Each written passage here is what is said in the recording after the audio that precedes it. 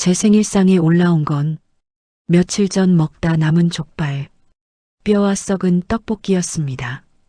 그런데 그 며느리가 제 카드로 친정 엄마한테 1인 15만 원짜리 호텔 뷔페를 예약했더군요. 여러분, 오늘도 제 사연을 들으러 와주셔서 정말 감사합니다. 오늘 들려드릴 이야기는 솔직히 제가 직접 겪고도 믿기지 않는 일입니다. 제 생일날 있었던 일인데요. 아직도 생각하면 피가 거꾸로 솟는 것 같습니다. 자, 그럼 시작하겠습니다. 저는 올해로 65입니다. 평생을 식당에서 일했습니다. 새벽 4시에 일어나 시장 가서 재료 사오고 밤 10시까지 설거지하고 청소하고 그렇게 악착같이 돈을 모았습니다. 손님들한테 욕도 먹고 화상도 입고 허리도 망가뜨려 가면서 모은 돈으로 작은 건물 하나를 샀습니다. 월세 받으면 먹고 사는 데는 지장 없는 정도였죠. 하지만 저는 자식들한테 티내지 않았습니다. 아들놈이 기죽을까봐, 며느리가 제 재산 노리고 잘해주는 척할까봐 그냥 평범한 연금 받아 사는 시어머니인 척했습니다. 아들 결혼할 때도 전세금만 대주고 나머지는 내들이 알아서 살아라 했죠. 그런데 이게 화근이었습니다. 며느리 놈이 저를 완전히 우습게 보기 시작한 겁니다. 처음엔 그래도 괜찮았어요. 결혼 초엔 어머님 하면서 살갑게 굴더군요. 제가 반찬 좀 해다 주면 어머님 손맛이 최고예요. 하면서 좋아했습니다. 근데 애를 낳고 나서부터 달라지기 시작했어요. 어머님, 애 봐주세요. 어머님, 청소 좀 해주세요. 어머님, 밑반찬 떨어졌어요. 마치 저를 가정부 부르듯이 대하더군요. 그래도 참았습니다. 손주 얼굴 보는 게 좋아서 아들이 편하게 살면 되지 싶어서 그냥 웃으면서 해줬습니다. 그러다 지난달 제 생일이 다가왔습니다. 사실 저는 생일을 크게 챙기는 편이 아닙니다. 혼자 사니까 그냥 미역국이라도 끓여 먹고 말지 했는데 며느리가 갑자기 전화를 했습니다. 어머님, 이번 생신은 저희 집에서 하세요. 제가 특별한 거 준비할게요. 어머 세상에, 며느리가 처음으로 제 생일을 챙겨주겠다니. 저는 그 말이 너무 고마웠습니다. 가슴이 뭉클하더군요. 아, 우리 며느리도 이제 철이 들었나 보다. 그동안 내가 해준 게 있으니까 고마운 마음이 생겼나 보다. 그렇게 생각하면서 생일 당일 기대하는 마음으로 며느리네 집에 갔습니다. 현관문을 열고 들어가는데 집안에서 고소한 냄새가 나더군요. 어머, 뭘 준비했을까? 갈비찜? 아니면 불고기? 설레는 마음으로 거실로 들어갔습니다. 그런데 식탁 위에 차려진 걸 보는 순간 저는 눈을 의심했습니다. 작은 접시 하나에 담긴 건 뼈만 앙상하게 남은 족발 조각 몇 개와 색이 변해서 퉁퉁 부른 떡볶이 몇 덩이였습니다. 전자레인지에 데운 듯 그릇 가장자리가 뜨겁게 달아올라 있었고 족발은 말라서 딱딱하게 굳어 있었습니다. 떡볶이는 언제 시킨 건지 떡이 완전히 불어터져서 형체도 없더군요. 저는 그 자리에서 얼어붙었습니다. 이게 내 생일상이라고? 며느리는 제 표정을 보면서도 태연하게 웃으며 말했습니다. 어머님 앉으세요. 오늘 특별히 어머님 위해서 제가 준비했어요. 저는 멍하니 자리에 앉았습니다. 며느리는 그 말라비틀어진 족발을 제 앞에 밀어주면서 이렇게 말하더군요. 어머님은 이가 약하셔서 질긴 고기 못 드시잖아요. 그래서 제가 일부러 부드러운 부위만 골라뒀어요. 뼈 주변 살이 제일 부드럽거든요. 뼈 주변 살이요? 이미 다 뜯어먹고 남은 뼈짝에 무슨 살이 있다고? 그리고 이어진 말이 더 가관이었습니다. 요즘은 환경 생각해서 음식 안 남기는 게 트렌드예요. 며칠 전에 시켜 먹었는데 좀 남았거든요. 버리면 아깝잖아요. 어머님도 아껴 쓰시는 거 좋아하시잖아요. 저는 그 순간 귀를 의심했습니다. 며칠 전에 먹다 남은 음식 찌꺼기를 제 생일상이라고 내놓은 겁니까? 며느리는 계속 웃으면서 떡볶이까지 떠서 제 그릇에 담아줬습니다. 이것도 드세요. 불은 떡이 소화도 잘 되고 좋아요. 어머님 나이에는 소화가 제일 중요하잖아요. 옆에 앉아있던 아들놈은 뭐라고 했냐고요? 핸드폰만 들여다보면서 대충 그래, 엄마 많이 드세요 하더군요. 저는 목구멍에 뭔가 걸린 것처럼 말이 안 나왔습니다. 손이 떨려서 젓가락도 제대로 들 수가 없었습니다. 그런데 며느리는 아무렇지도 않게 자기는 새로 시킨 치킨을 뜯어 먹으면서 텔레비전을 봤습니다. 아들놈도 같이 치킨 먹으면서 웃고 떠들고 저는 그 자리에서 일어나고 싶었습니다. 하지만 일어나면 뭐라고 하죠? 이게 무슨 생일상이냐고 따지면 어머님이 예민하게 구시네. 요즘은 다 이렇게 먹는데라고 할 게 뻔했습니다. 그래서 저는 참았습니다. 말라비틀어진 족발뼈를 입에 넣고 씹었습니다. 이빨에 걸려서 아프고 질겨서 목으로 넘어가지도 않았지만 억지로 삼켰습니다.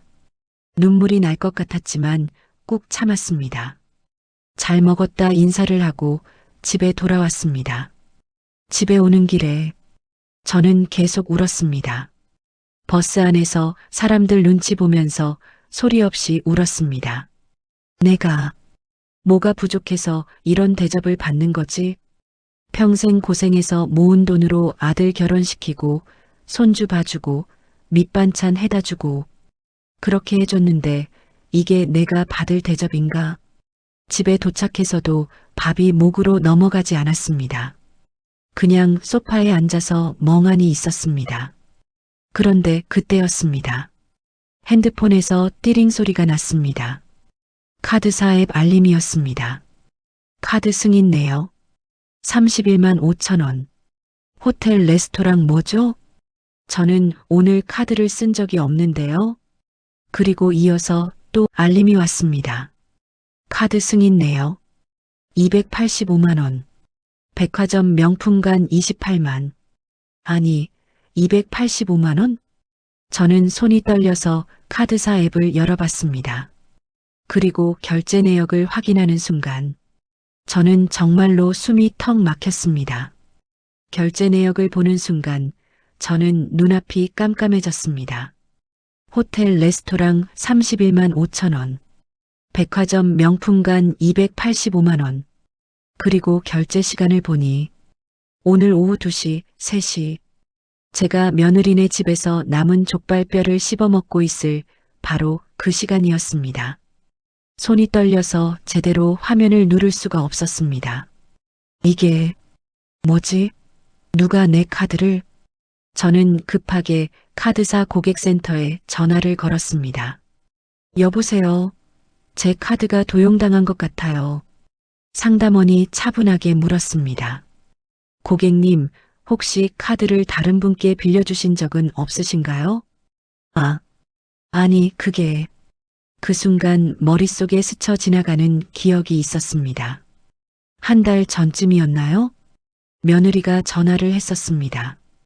어머님, 제 카드가 한도 초과돼서 급한 결제를 못하겠어요. 어머님, 카드 번호 좀 알려주세요. 이번 달만 급하게 쓰고 제가 바로 갚을게요. 저는 그때 카드 번호를 알려줬습니다. 며느리를 믿었으니까요. 급하다는데 어떡합니까? 그리고 바로 갚겠다고 했으니까 괜찮겠지 했습니다. 그런데 그 뒤로 며느리는 카드를 돌려주지도 않았고 갚았다는 말도 없었습니다. 저는 카드를 자주 쓰는 편이 아니라서 명세서를 제대로 확인하지 않았습니다. 그런데 지금 생각해보니 지난달 카드값이 평소보다 많이 나왔었습니다. 이번 달은 뭘 많이 샀나? 했는데 설마 그때부터 며느리가 제 카드를 몰래 쓰고 있었던 건가요? 저는 다시 앱을 열어서 지난 한 달간의 결제 내역을 쭉 확인해 봤습니다. 그리고 경악했습니다. 백화점 화장품 45만 원, 레스토랑 28만 원, 온라인 쇼핑몰 120만 원, 프리미엄 에스테틱 38만 원. 한 달 동안 제 카드로 결제된 금액이 1,000만 원이 넘었습니다. 저는 그 자리에서 주저앉았습니다. 이게 진짜인가? 손이 부들부들 떨렸습니다. 며느리가 제 카드로 이렇게 펑펑 쓰고 있었던 겁니까? 그것도 저한테는 며칠 전 먹다 남은 족발뼈를 주면서 자기는 명품 가방을 사고 호텔 뷔페를 먹고 저는 너무 어이가 없어서 웃음이 나올 뻔했습니다. 아니, 웃음이 아니라 비명이 나올 뻔했습니다. 그런데 여기서 끝이 아니었습니다. 저는 오늘 결제된 호텔 레스토랑 내역을 자세히 봤습니다. 호텔 스카이라운지 뷔페 2인 31만 5천 원. 2인? 며느리가 누구랑 호텔 뷔페를 먹은 거죠? 저는 손가락으로 화면을 확대해서 결제 시간을 다시 확인했습니다. 오늘 오후 2시 30분. 제가 며느리네 집에서 굳은 족발뼈를 씹고 있던 바로 그 시간, 며느리는 누군가와 1인당 15만 원이 넘는 호텔 뷔페 예약을 한 겁니다. 그리고 저는 문득 떠오르는 게 있었습니다. 며느리가 예전에 전화 통화하던 내용이었습니다. 엄마, 다음 주 엄마 생일 때 어디 가고 싶어?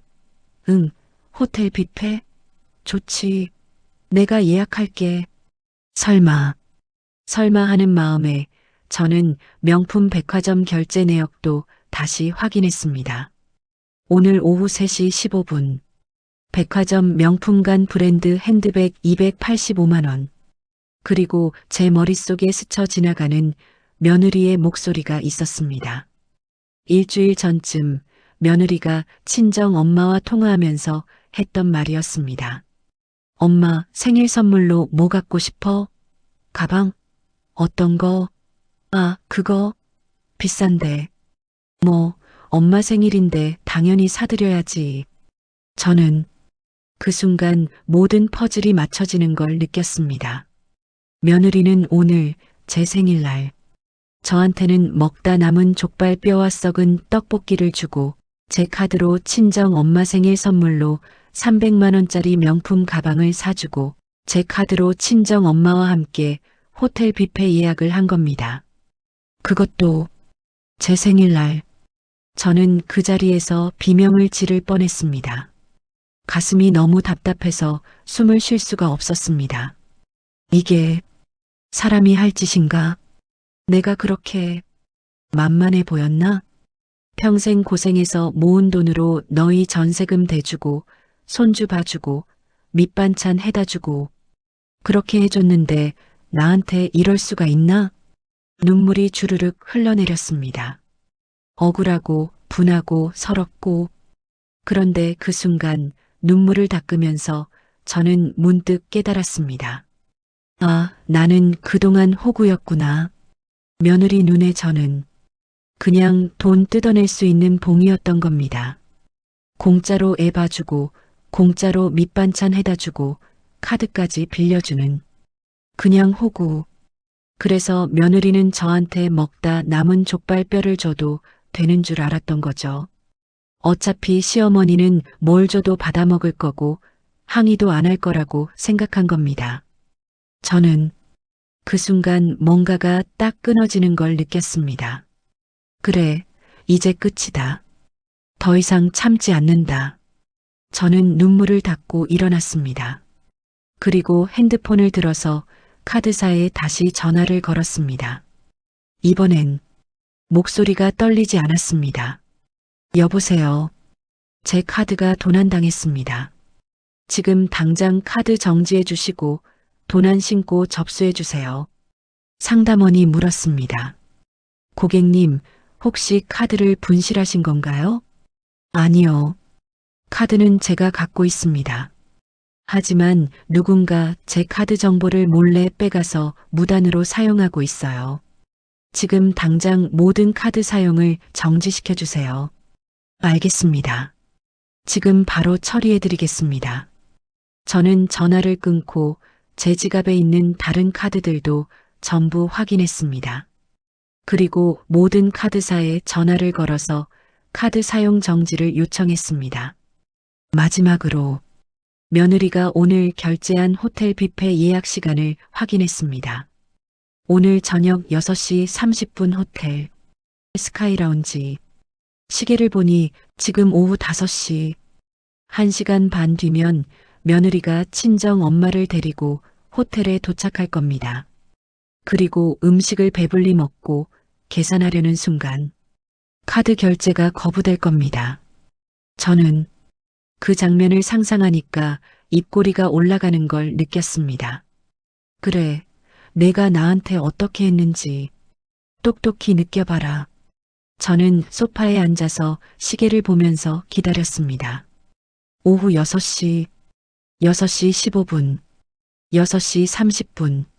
지금쯤이면 며느리가 친정 엄마를 데리고 호텔에 도착했을 겁니다. 스카이라운지라고 했죠? 서울에서 제일 비싸다는 그 호텔 뷔페. 제 카드로 예약해 놓고 친정 엄마한테 잘난 척 했겠죠. 엄마, 오늘 내가 쏠게. 여기 진짜 맛있어. 1인당 15만 원 넘는데 괜찮아? 상상만 해도 치가 떨렸습니다. 시계는 오후 7시를 가리키고 있었습니다.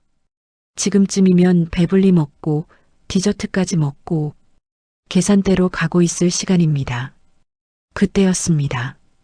따르릉 따르릉. 핸드폰이 울렸습니다. 며느리였습니다. 저는 핸드폰을 보면서 피식 웃음이 나왔습니다. 왔구나. 저는 천천히 전화를 받았습니다. 여보세요? 전화기 너머로 며느리의 다급한 목소리가 들렸습니다. 어머님, 지금 어디세요? 목소리가 떨리고 있었습니다. 집에 있는데 왜? 어머님 혹시 카드 정지하셨어요? 며느리 목소리에 당황한 기색이 역력했습니다. 저는 일부러 천천히 차분하게 대답했습니다. 응, 정지했어. 왜? 예. 왜 정지하셨어요? 갑자기 카드가 도난당했거든. 누군가 내 카드 정보를 몰래 빼가서 무단으로 쓰고 있더라고. 그래서 도난 신고하고 전부 정지시켰어. 전화기 너머로 며느리가 숨쉬는 소리가 들렸습니다. 어머님 그게 저예요. 제가 급한 일이 있어서. 급한 일? 무슨 급한 일? 그게 친구 만나서 식사하는데. 아, 그래. 친구 만나서 호텔 뷔페 먹는 게 급한 일이구나. 며느리가 말문이 막힌 듯 아무 말도 하지 못했습니다. 저는 계속 차분하게 말했습니다. 그런데 말이야, 카드 내역을 보니까 오늘만 쓴 게 아니더라. 한 달 동안 1,000만 원 넘게 썼던데, 그것도 전부 명품 가방, 화장품, 레스토랑, 이런 데 쓴 거더라고. 그게 다 무슨 급한 일이었어? 어머님, 그게 제가 설명은 나중에 들을게. 지금은 계산부터 하고 와. 아, 참. 카드는 안 될 테니까 현금으로 내든지 내 카드로 내든지 알아서 해. 어머님, 지금 저 친구랑, 아니, 엄마랑 같이 있는데 카드가 안 되면 어떡해요? 그 순간 저는 귀를 의심했습니다. 친구라고 했다가 엄마라고 정정하더군요. 역시 친정 엄마였던 겁니다. 저는 피식 웃음이 나왔습니다. 아, 친정 엄마랑 있구나? 그럼 더 좋네. 친정 엄마 생일 선물로 300만 원짜리 가방도 샀다며? 내 카드로. 그럼 친정 엄마한테 돈 빌려서 내면 되잖아. 딸이 300만 원짜리 가방 사줬으면 식사비 30만 원쯤은 내주시겠지? 어머님, 제발이요. 지금 사람들이 다 보고 있어요. 너무 창피해요. 며느리 목소리가 떨리고 있었습니다. 창피하다고요? 오늘 제가 얼마나 서러웠는지는 아나요? 제 생일날 먹다 남은 족발뼈를 받았을 때 제가 얼마나 서러웠는지 아냐고요? 저는 목소리를 한 톤 낮춰서 말했습니다. 창피해? 그래, 창피하겠지. 그런데 말이야. 저는 잠시 숨을 고르고 천천히 말을 이었습니다. 오늘 내 생일날 너는 나한테 뭘 줬지? 며칠 전에 먹다 남은 족발뼈하고 퉁퉁 불어터진 떡볶이 찌꺼기 줬잖아. 그것도 전자레인지에 데워서. 기억나? 어머님, 그건 환경 생각해서 음식 안 남기는 게 트렌드라며. 그리고 내 이가 약해서 부드러운 것만 먹어야 한다며. 그래서 뼈다귀만 줬잖아. 어머니 죄송해요, 어머님. 제가 잘못했어요. 며느리 목소리에서 울먹이는 소리가 들렸습니다. 하지만 저는 전혀 마음이 움직이지 않았습니다. 잘못한 건 아는구나? 그럼 됐어. 그 잘못을 지금 똑똑히 느껴봐. 내가 오늘 얼마나 서러웠는지, 얼마나 창피했는지, 너도 똑같이 느껴보라고. 어머님, 제발이요. 지금 친정 엄마 앞에서 이러면, 친정 엄마 앞에서 창피하면 안 되고, 시어머니 앞에서는 창피해도 되는 거야? 나는 사람도 아니야? 아니에요, 어머님. 그게 아니라, 저는 며느리의 변명을 끊고 말했습니다.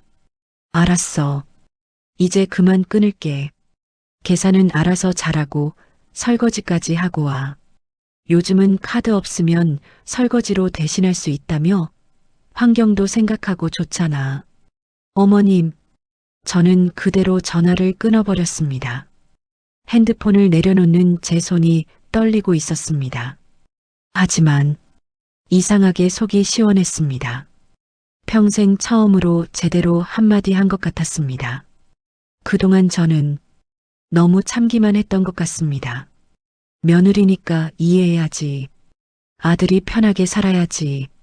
손주 얼굴이나 보자. 그렇게 스스로를 달래면서 모든 걸 참았습니다. 하지만 참는다고 해서 며느리가 저를 존중해 준 건 아니었습니다. 오히려 저를 더 우습게 봤죠. 시어머니는 뭘 해도 참을 거야. 항의도 안 할 거야. 그렇게 생각하고 저를 완전히 호구로 본 겁니다. 저는 소파에 앉아서 멍하니 천장을 바라봤습니다. 그리고 문득 이런 생각이 들었습니다. 이제 며느리가 집에 찾아오겠지? 아니, 며느리뿐만 아니라 아들놈도 같이 오겠죠. 엄마, 왜 그러세요? 며느리가 실수한 거잖아요. 이번 한 번만 봐주세요. 뻔합니다. 아들놈은 항상 며느리 편만 들었으니까요. 저는 그때 결심했습니다. 이번에는 절대 안 넘어간다. 제대로 정리하고 끝낸다. 그리고 제가 평생 모은 재산이 어디로 갈지도 이번 기회에 확실히 해두기로 했습니다. 밤 9시쯤이었을까요? 현관문을 두드리는 소리가 들렸습니다. 엄마, 엄마, 문 좀 열어줘요. 아들놈 목소리였습니다. 저는 천천히 일어나서 현관문을 열었습니다. 문을 여는 순간 며느리와 아들이 함께 서 있었습니다. 며느리 얼굴은 새빨개져 있었고 눈은 퉁퉁 부어 있었습니다. 아들놈은 인상을 잔뜩 쓰고 있었고요. 아들이 먼저 입을 열었습니다. 엄마, 도대체 왜 이러시는 거예요? 며느리가 카드 좀 썼다고 이렇게까지 하실 거예요? 저는 그 말을 듣는 순간 피식 웃음이 나왔습니다. 카드 좀 썼다고? 1,000만 원 넘게 몰래 쓰고 제 생일날 족발 뼈를 준 게 카드 좀 쓴 것이라고요? 저는 웃음을 참으며 아들을 똑바로 쳐다봤습니다. 카드 좀 썼다고? 좀이라는 게 1,000만 원 넘게 쓴 걸 말하는 거니? 아들이 당황한 표정을 지었습니다. 1,000만 원? 그래, 1,000만 원. 한 달 동안 내 마누라가 내 카드로 쓴 돈이야. 명품 가방, 화장품, 에스테틱, 레스토랑. 이런데 펑펑 쓰더라고. 그것도 내 허락도 없이 말이야. 며느리가 고개를 푹 숙인 채 아무 말도 하지 못했습니다. 아들놈은 며느리를 쳐다보더니 당황한 목소리로 물었습니다. 여보, 이게 사실이야? 며느리가 작은 목소리로 대답했습니다. 죄송해요, 죄송하다고. 1,000만 원을 썼는데 죄송하다고만 하면 돼? 아들이 며느리한테 화를 내는 척했지만 저는 알고 있었습니다. 저 녀석은 결국 며느리 편을 들 거라는 걸. 과연 아들은 한숨을 쉬더니 저한테 말했습니다. 엄마, 미안해요. 제가 며느리한테 잘 얘기할게요. 돈은 제가 천천히 갚을게요. 그러니까 이번 한 번만 봐주세요. 역시나 저는 아들을 보면서 한심하다는 생각이 들었습니다. 너는 오늘이 무슨 날인지 알기나 하니? 오늘이 내 생일이야. 아들이 멈칫했습니다. 눈빛이 흔들리더니 머리를 극적이며 말했습니다. 아, 그게 엄마 죄송해요. 제가 깜빡했어요. 깜빡했구나. 그래, 내 엄마 생일은 깜빡해도 되는 거지. 근데 말이야. 저는 며느리를 똑바로 쳐다봤습니다. 내 마누라는 깜빡하지 않았더라. 오늘 내 생일이라는 걸 알고 있었어. 그래서 날 초대했잖아. 며느리가 몸을 움찔했습니다. 아들이 고개를 갸웃하며 물었습니다. 초대요? 여보가 엄마를 초대했어요? 그래. 특별한 생일상을 차려준다고 했지. 그래서 기대하면서 갔더니 저는 잠시 말을 멈췄습니다. 목이 메어서 말이 나오지 않았습니다. 하지만 참았습니다. 눈물을 보이면 안 됩니다. 저는 목소리를 가다듬고 천천히 말했습니다. 며칠 전에 먹다 남은 족발뼈하고 퉁퉁 불어터진 떡볶이 찌꺼기를 전자레인지에 데워서 내놓더라. 그게 내 생일상이었어. 뭐라고요? 아들이 믿기지 않는다는 표정으로 며느리를 쳐다봤습니다. 며느리는 고개를 푹 숙인 채 아무 말도 하지 못했습니다. 저는 계속 말을 이었습니다. 이가 약해서 부드러운 것만 먹어야 한대. 그래서 뼈다귀를 줬대. 그리고 환경 생각해서 음식 안 남기는 게 트렌드래. 그러면서 자기는 새로 시킨 치킨을 뜯어먹더라고. 여보, 그게 정말이야? 아들이 며느리한테 물었지만 며느리는 대답하지 않았습니다. 저는 핸드폰을 꺼내서 카드 결제 내역을 보여줬습니다. 그리고 오늘 내가 그 족발뼈를 씹어먹고 있을 때 내 마누라는 내 카드로 친정 엄마 생일 선물로 300만 원짜리 명품 가방을 샀어. 그리고 친정 엄마랑 호텔 뷔페 예약도 했고 아들이 말문이 막힌 듯 아무 말도 하지 못했습니다. 저는 계속 화면을 넘기며 보여줬습니다. 이것 봐, 오후 2시 30분 명품 가방 300만 원. 오후 3시 호텔 뷔페 예약 30만 원. 이게 다 오늘 내 생일날 결제된 거야. 아들이 며느리를 쳐다봤습니다. 며느리는 울기 시작했습니다. 죄송해요. 제가 잘못했어요. 정말 죄송해요. 하지만 저는 며느리의 눈물이 전혀 진심으로 보이지 않았습니다. 저 눈물은 들켜서 미안하다는 눈물이지 진짜 잘못했다는 눈물이 아니었습니다. 아들이 한숨을 쉬더니 말했습니다. 엄마, 며느리가 잘못했어요. 제가 대신 사과드릴게요. 정말 죄송합니다. 그리고는 며느리 등을 떠밀며 말했습니다. 여보, 어머님한테 제대로 사과드려. 며느리가 고개를 숙이며 말했습니다. 어머님, 정말 죄송합니다. 제가 정신이 없어서 다시는 이런 일 없을 거예요. 제발 한 번만 용서해 주세요. 저는 그 모습을 보면서 피식 웃음이 나왔습니다. 정신이 없어서? 정신이 없어서 친정 엄마 선물은 300만 원짜리로 사고 시어머니한테는 족발 뼈를 줬다고요? 정신이 없어서 친정 엄마랑 호텔 뷔페는 예약하고 시어머니 생일은 찌꺼기로 때웠다고요? 말도 안 되는 소리였습니다. 저는 며느리를 똑바로 쳐다보며 물었습니다. 너, 나를 뭘로 보는 거니? 예, 나한테 대답해봐. 너는 나를 뭘로 보는 거냐고. 며느리가 입술을 떨며 대답하지 못했습니다. 저는 목소리를 높였습니다.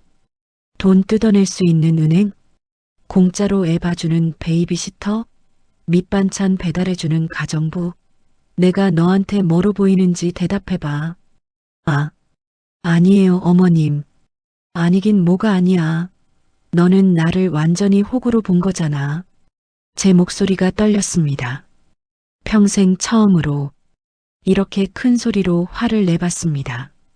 전세금 대준 것도 당연한 거고, 손주 봐준 것도 당연한 거고, 밑반찬 해다 준 것도 당연한 거고, 심지어 카드까지 빌려줬더니 내 허락도 없이 마음대로 쓰고, 그것도 모자라서 내 생일날 먹다 남은 찌꺼기를 주면서 환경 운운하고. 며느리가 울면서 말했습니다. 어머님, 정말 죄송해요. 제가 미쳤었어요. 다시는 안 그럴게요. 다시는 안 그래? 믿을 수 있을 것 같아? 저는 고개를 저었습니다. 아니, 나는 못 믿어. 너 같은 사람은 절대 안 변해. 지금 우는 것도 들켜서 우는 거지. 진짜 반성해서 우는 거 아니잖아. 아들이 끼어들었습니다. 엄마, 그래도 이번 한 번만요. 며느리도 반성하고 있잖아요. 저는 아들을 쳐다봤습니다. 너는 정말 내 마누라밖에 안 보이니? 엄마, 그게 무슨 말씀이세요? 내 엄마가 오늘 얼마나 서러웠는지는 생각 안 하고 내 마누라 얼굴 창피할까봐 걱정만 하는구나. 아니에요, 엄마. 저도 엄마 마음 이해해요. 근데 그래도 뭐, 며느리 편 들 거지? 늘 그랬잖아. 저는 한숨을 쉬며 말했습니다. 너 결혼하고 나서부터 단 한 번도 내 편을 들어준 적이 없어. 며느리가 나한테 함부로 대해도 내가 설거지하고 청소하고 애 봐주는 걸 당연하게 여겨도 너는 늘 며느리 편만 들었어. 아들이 할 말을 잃은 듯 입을 다물었습니다. 저는 계속 말했습니다. 너는 내 엄마가 얼마나 외로웠는지 알아? 혼자 살면서 얼마나 쓸쓸했는지 알아? 엄마. 하지만 나는 참았어. 너희가 행복하면 되지 싶어서, 손주 얼굴이나 보면서 살지 싶어서. 저는 눈물을 닦았습니다. 근데 이제 더 이상은 못 참겠다. 저는 눈물을 닦고 똑바로 섰습니다. 더 이상 우는 모습을 보이고 싶지 않았습니다. 아들과 며느리를 번갈아 쳐다보며 천천히 말했습니다. 너희한테 할 말이 있다. 아들이 불안한 표정으로 물었습니다. 엄마, 무슨 말씀이세요? 나 재산 있어. 예. 아들과 며느리가 동시에 고개를 들었습니다. 저는 차분하게 말을 이었습니다. 나 평생 식당에서 일하면서 모은 돈으로 건물 하나 샀어. 작은 건물이지만 월세 받으면 한 달에 400만 원 정도 들어와. 거기다 예금도 좀 있고. 며느리 얼굴이 하얗게 질렸습니다. 아들은 눈이 커지면서 말했습니다. 엄마가 건물을 갖고 계셨어요? 그래. 근데 너희한테 말 안 했지. 왜 안 했는지 알아? 저는 며느리를 똑바로 쳐다봤습니다. 너 같은 사람이 내 재산을 노릴까봐. 겉으로는 착한 척, 효도하는 척하면서 뒤에서는 시어머니가 언제 죽나, 재산이 얼마나 될까 계산할까봐. 며느리가 황급히 손을 저었습니다. 아니에요, 어머님. 저는 그런 생각 한 번도 안 했어? 그럼 왜 내 카드로 1,000만 원 넘게 썼어? 그것도 내 허락도 없이? 그건 제가 잠깐 정신이 나갔으면 병원 가야지. 근데 친정 엄마 선물 살 때는 정신이 멀쩡하더라. 300만 원짜리 가방 고르고 호텔 뷔페 예약하고 그럴 때는 정신이 아주 또렷했잖아. 며느리가 입을 다물었습니다. 더 이상 변명할 말이 없는 듯 했습니다. 저는 아들을 쳐다봤습니다. 그리고 너 내 엄마. 너는 내가 건물 있다는 거 알았으면 어땠을 것 같아? 솔직히 말해봐. 아들이 머뭇거리며 대답했습니다. 그야 당연히 좋았겠죠. 엄마가 편하게 사실 수 있으니까. 거짓말하지 마. 너도 내 마누라처럼 엄마 재산이 나중에 내 거라고 생각했을 거야. 엄마, 그게 무슨... 저는 손을 들어 아들의 말을 막았습니다. 아니라고 부정하지 마. 나도 다 알아. 요즘 젊은 사람들이 부모 재산 얼마나 기대하는지 뉴스에서 맨날 나오잖아. 부모 찬스, 상속 재산. 저는 한숨을 쉬었습니다. 그래서 나는 일부러 가난한 척했어. 연금으로 간신히 사는 척했어. 그래야 너희가 나를 재산 때문에 대하는 게 아니라 진짜 엄마로 대할 줄 알았거든. 아들이 고개를 숙였습니다. 저는 계속 말했습니다. 근데 알고 보니 가난한 엄마는 더 우습게 보더라고. 돈도 없는 주제에 이것저것 요구한다고 생각했겠지. 공짜로 부려먹을 수 있는 가정부 정도로 여겼을 거야. 며느리가 눈물을 뚝뚝 흘리며 말했습니다. 어머님, 정말 아니에요. 저는 됐어, 그만해. 너 눈물 이제 안 통해. 저는 며느리의 눈물을 보면서도 전혀 마음이 움직이지 않았습니다. 처음엔 측은한 마음이 들 뻔했지만 곧 깨달았습니다. 저 눈물은 제가 건물 있다는 걸 알고 나서 흘리는 눈물이라는 걸. 만약 제가 정말 가난한 시어머니였다면 저렇게 울면서 빌었을까요? 아마 시어머니가 뭐라고 하든 무시하면 되지 했을 겁니다. 저는 두 사람을 번갈아 보며 말했습니다. 내가 오늘 너희를 부른 이유는 딱 하나야. 내 재산 처리를 어떻게 할지 알려주려고. 아들이 화들짝 놀라며 말했습니다. 엄마, 그게 무슨 말씀이세요? 재산은 당연히 엄마 거잖아요. 엄마가 쓰시면 되지. 물론 내가 쓰지. 근데 나 죽고 나면 어떻게 될까? 당연히 너한테 가겠지. 법적으로 유일한 상속인이니까. 며느리의 눈빛이 미묘하게 흔들렸습니다. 저는 그 눈빛을 놓치지 않았습니다. 역시 저 눈빛, 재산 생각하고 있는 거야. 저는 피식 웃으며 말했습니다. 근데 말이야, 나 요즘 생각을 많이 했어. 무슨 생각이요, 엄마? 과연 내가 힘들게 모은 재산을 너희한테 물려줘야 하나? 아들의 얼굴이 굳었습니다. 며느리도 숨을 죽인 채 저를 쳐다봤습니다. 저는 천천히 말을 이었습니다. 나는 평생 악착같이 살았어. 새벽 4시에 일어나서 시장 가고 밤 10시까지 설거지하고 명절에도 쉬지 않고 일했어.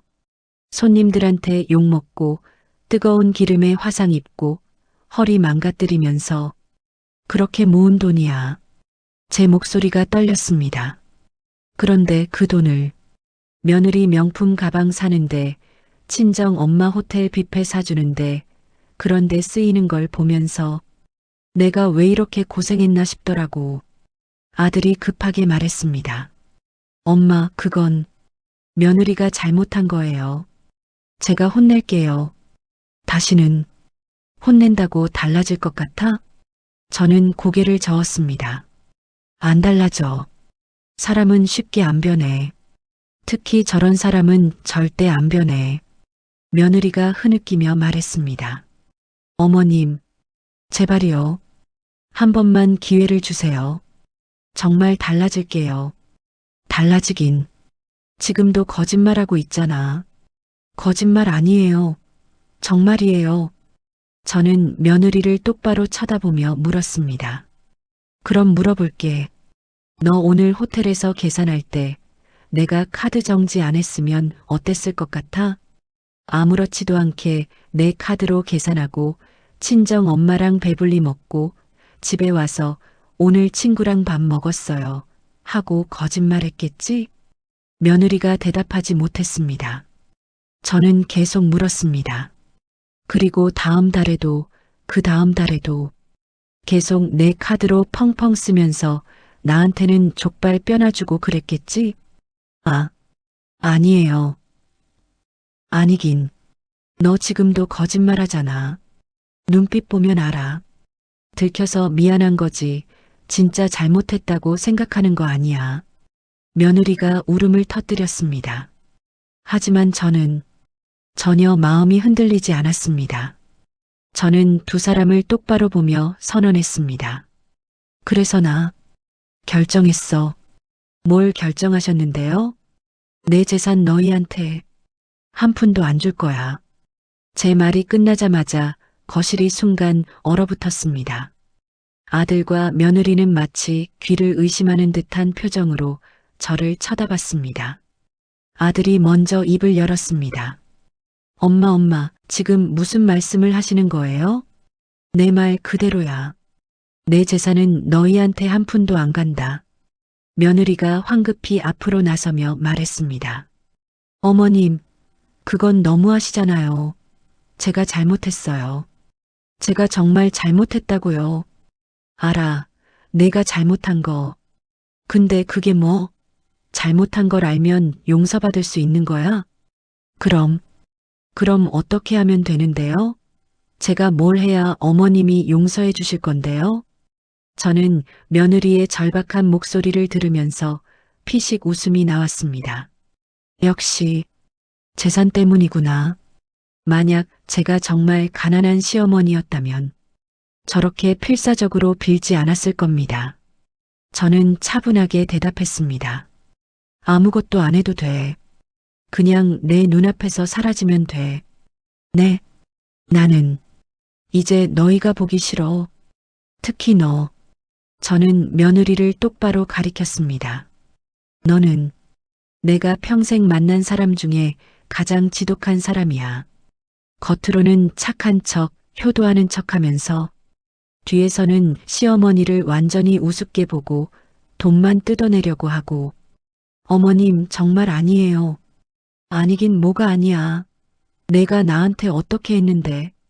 저는 목소리를 높였습니다. 내 생일날 족발 뼈 준 거, 그거 기억나?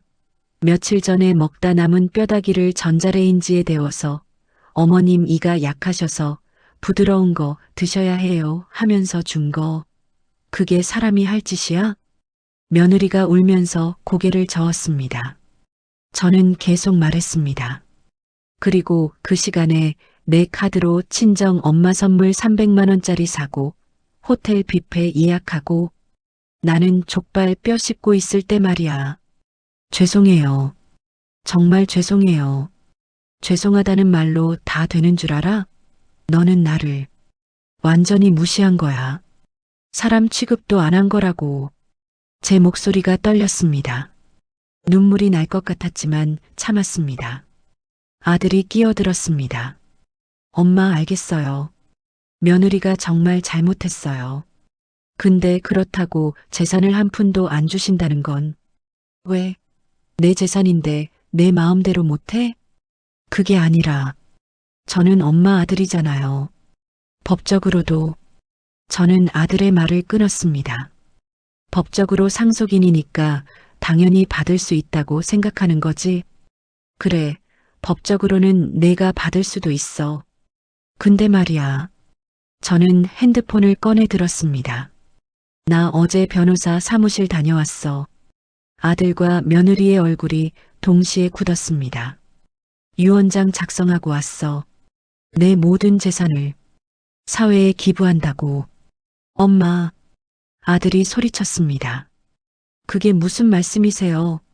저는 엄마 아들이에요. 평생 엄마 모시고 살았는데. 저는 아들을 보며 피식 웃었습니다. 평생 나를 모셨다고? 내가 언제 나를 모셨어? 제가 명절 때마다 찾아뵙고 용돈도 드리고 명절 때 왔다 갔다 하는 게 모시는 거야? 용돈? 1년에 몇 번 주는 10만 원이 용돈이야? 저는 고개를 저었습니다.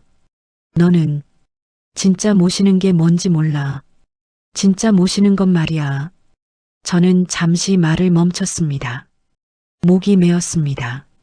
엄마가 외로울 때 찾아와주고, 아플 때 병원 데려가주고, 힘들 때 말동무 되어주고, 그런 게 모시는 거야. 근데 너는 뭐 했어? 1년에 몇 번 얼굴 보여주는 게 다였잖아. 아들이 할 말을 잃은 듯 입을 다물었습니다. 저는 계속 말했습니다. 그나마도 내 마누라 눈치 보면서 왔지. 며느리가 싫어하면 명절에도 안 왔잖아.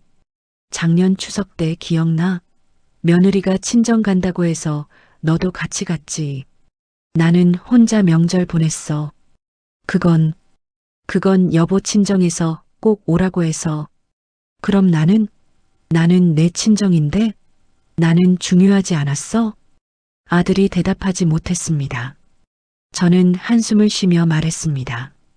너는 결혼하고 나서 완전히 달라졌어. 예전에는 그래도 엄마 생각해주는 아들이었는데, 결혼하고 나서는 마누라밖에 몰라.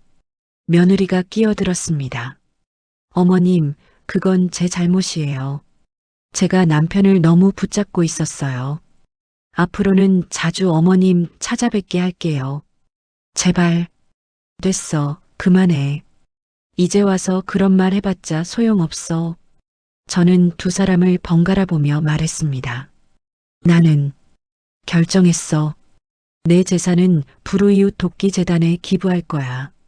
내가 죽으면 건물도 예금도 전부 다 기부돼.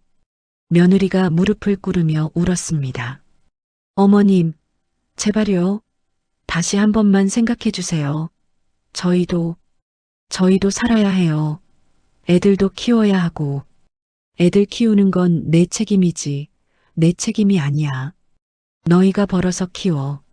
하지만 어머님 재산이 있으면 애들 교육도 더 잘 시킬 수 있고. 저는 며느리의 말을 끊었습니다. 내 재산으로 내 자식 교육시킬 생각하지 마. 나는 내 자식들 할머니 노릇도 안 할 거야. 네. 오늘부로 나는 너희 가족이랑 연 끊는다. 명절에도 오지 마. 생일에도 연락하지 마. 나는 이제 혼자 살 거야. 아들이 황급히 말했습니다. 엄마, 그건 너무하잖아요. 저는 엄마 아들인데. 아들, 넌 내 아들 아니야. 저는 아들을 똑바로 쳐다보며 말했습니다. 진짜 아들이었으면 엄마 생일날 족발 뼈 받고 있는 걸 보고 가만히 있었을까? 진짜 아들이었으면 마누라가 엄마 카드로 1,000만 원 넘게 쓴 걸 알고도 이번 한 번만 봐달라고 했을까? 아들이 고개를 숙였습니다. 저는 계속 말했습니다. 넌 마누라 치마폭에 쌓여서 엄마가 보이지도 않았어. 엄마가 얼마나 외로운지, 얼마나 서러운지 관심도 없었지. 엄마, 됐어. 이제 나한테 엄마라고 부르지도 마. 나는 오늘부로 너희 엄마 아니야. 저는 현관문을 가리켰습니다. 이제 나가. 다시는 내 앞에 나타나지 마. 며느리가 바닥에 엎드려 울었습니다. 아들도 무릎을 꿇으며 빌었습니다. 엄마, 제발요. 이러지 마세요. 저희가 잘못했어요. 하지만 저는 더 이상 흔들리지 않았습니다. 나가라고 했어. 안 나가면 경찰 부를 거야. 아들과 며느리는 바닥에 무릎 꿇은 채 계속 울면서 빌었습니다. 엄마, 제발요. 한 번만요. 어머님, 정말 잘못했어요. 다시는 안 그럴게요. 하지만 저는 단 1%도 마음이 흔들리지 않았습니다. 오히려 저 모습을 보니까 더 화가 났습니다. 지금 저렇게 비는 게 진짜 반성해서 그런 거야? 아니면 재산 때문에 그런 거야? 답은 뻔했습니다. 만약 제가 가난한 시어머니였다면 저렇게 빌지 않았을 겁니다. 저는 핸드폰을 꺼내 들었습니다. 경찰 부르기 전에 나가. 아들이 황급히 일어서며 말했습니다. 알았어요, 알았어요. 나갈게요. 근데 엄마, 정말 이렇게 끝낼 거예요? 그래, 끝이야. 엄마, 아들의 눈에 눈물이 고였습니다. 하지만 저는 그 눈물이 진짜인지 아닌지 믿을 수가 없었습니다. 며느리가 마지막으로 한 번 더 빌었습니다. 어머님, 손주들은요? 손주들은 어머님 보고 싶어 해요.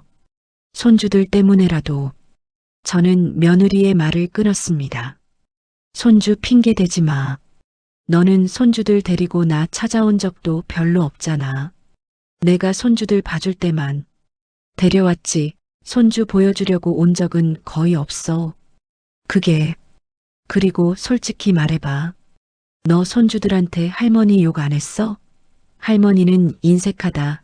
할머니는 캐캐 묵은 사람이다. 할머니 말 듣지 마라. 이런 얘기 안 했어?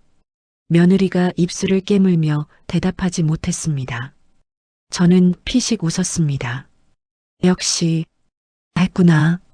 나도 알아. 큰 손주가 한 번은 그러더라고. 엄마가 할머니는 좀 이상한 사람이래 하면서 며느리 얼굴이 새하얗게 질렸습니다. 저는 계속 말했습니다. 그래서 나는 손주들도 볼 생각 없어.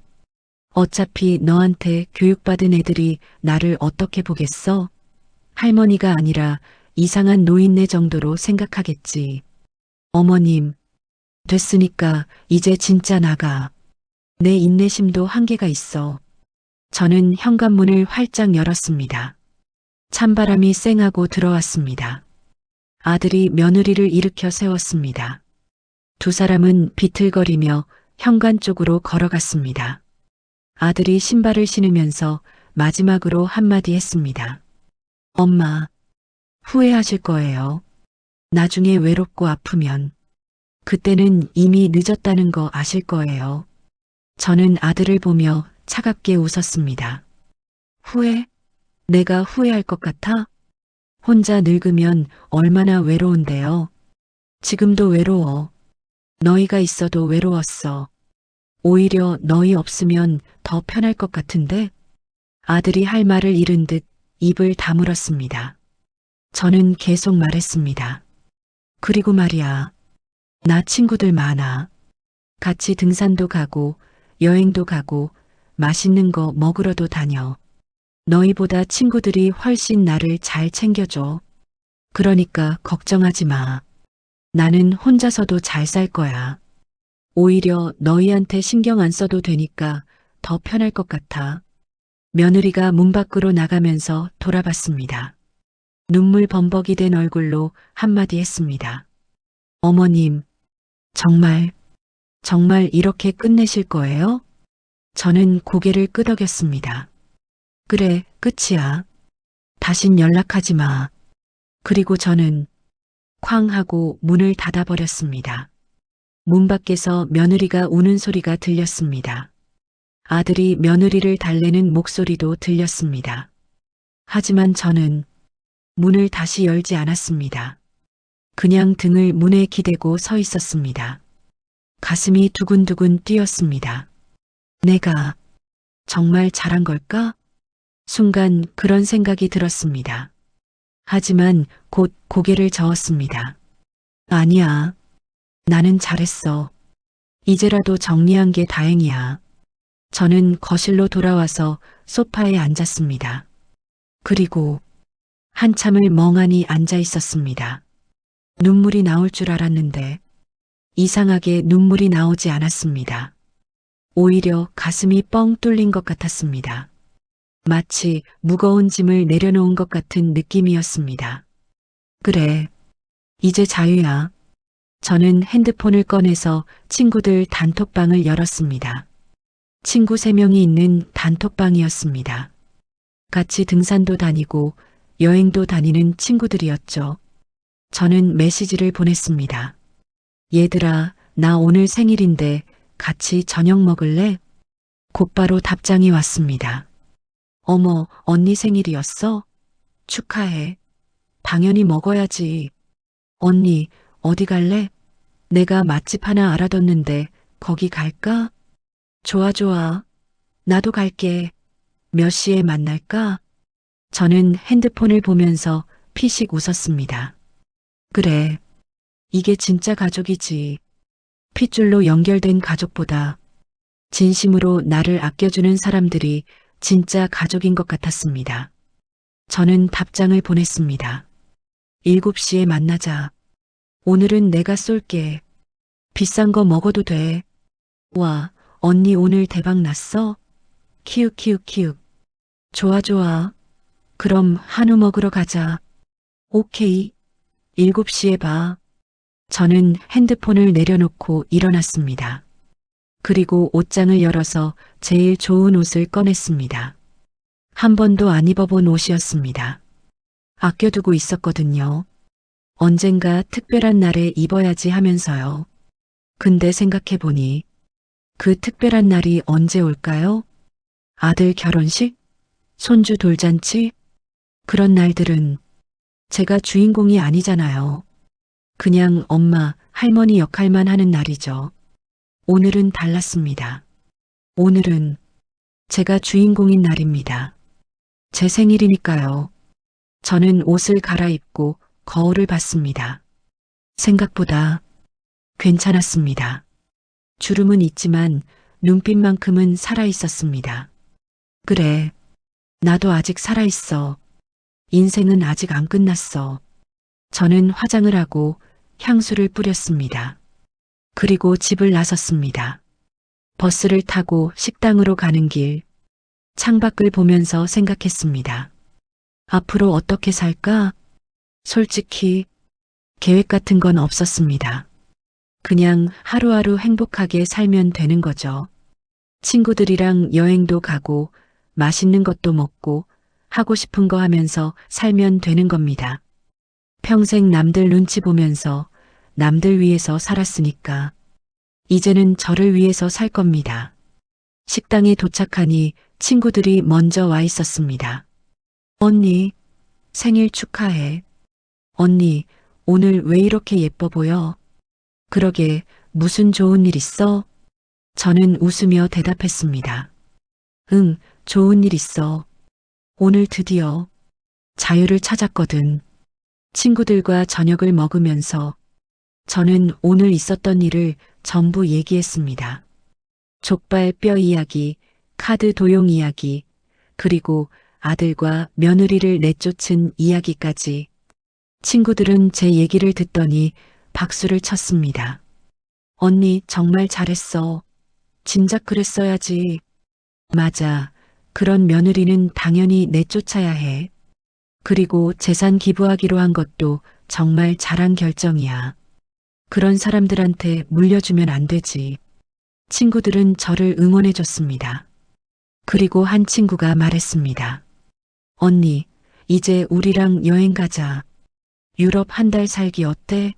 내가 알아봤는데 생각보다 비용도 괜찮더라고. 유럽 한 달 살기? 응. 요즘 우리 또래 사람들 많이 간대.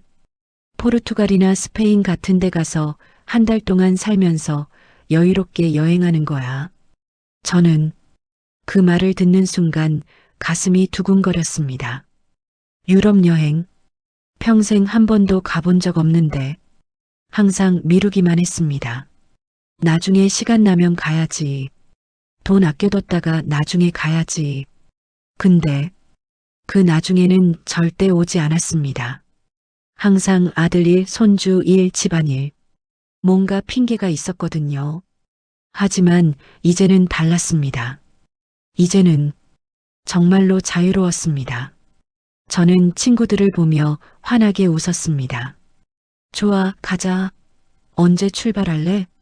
와, 진짜? 그럼 다음 달 어때? 완전 좋아. 우리는 그날 저녁 내내 여행 계획을 짰습니다. 어디를 갈지, 뭘 먹을지, 뭘 볼지. 정말 오랜만에 제 인생에 대해 설레는 시간이었습니다. 집에 돌아오는 길, 저는 버스 안에서 창밖을 보면서 생각했습니다. 오늘 정말 잘한 걸까? 아들과 며느리를 내쫓은 게, 재산을 기부하기로 한 게 정말 잘한 결정일까? 순간 불안한 마음이 들었습니다. 하지만 곧 고개를 저었습니다. 아니야. 나는 잘했어.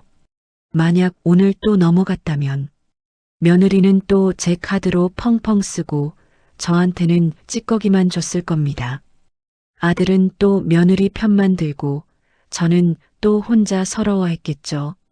그렇게 평생 혹으로 살다가 죽었을 겁니다. 그건 정말 싫어.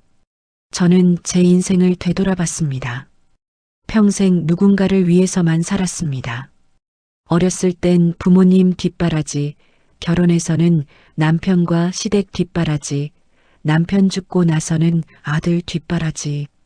단 한 번도 저 자신을 위해 산 적이 없었습니다. 항상 나중에를 기약하면서 미뤘죠. 나중에 여유 생기면 나를 위해 살아야지. 하지만 그 나중에는 영영 오지 않을 것 같았습니다. 그래서 저는 결정했습니다. 이제부터는 나를 위해서 산다. 집에 도착해서 저는 소파에 앉아서 핸드폰을 봤습니다. 아들한테서 문자가 와 있었습니다. 엄마, 다시 한번 생각해 주세요. 저희가 정말 잘못했어요. 기회를 주세요. 며느리한테서도 문자가 왔습니다. 어머님, 제발 용서해 주세요. 손주들이 할머니 보고 싶어 해요. 제발이요. 저는 그 문자들을 보면서 피식 웃었습니다. 손주들이 보고 싶어 한다고? 거짓말이었습니다. 손주들은 저를 거의 기억도 못할 겁니다. 며느리가 저를 얼마나 안 보여줬는데요. 저는 문자를 읽고 차단했습니다. 아들도 며느리도 전부 차단했습니다. 그리고 번호도 삭제했습니다. 이제 진짜 끝이야. 가슴 한편이 아팠습니다. 그래도 제 자식인데요. 하지만 저는 알고 있었습니다. 지금 넘어가면 평생 혹으로 살 거라는 걸. 저는 눈물을 닦고 일어났습니다. 그리고 서랍에서 변호사 사무실에서 받은 서류를 꺼냈습니다. 유언장이었습니다. 본인은 본인의 모든 재산을 복지재단에 기부한다. 저는 그 서류를 보면서 마음이 편해지는 걸 느꼈습니다. 제가 평생 고생해서 모은 돈이 정말 필요한 사람들한테 쓰일 거라는 생각에 뿌듯했습니다.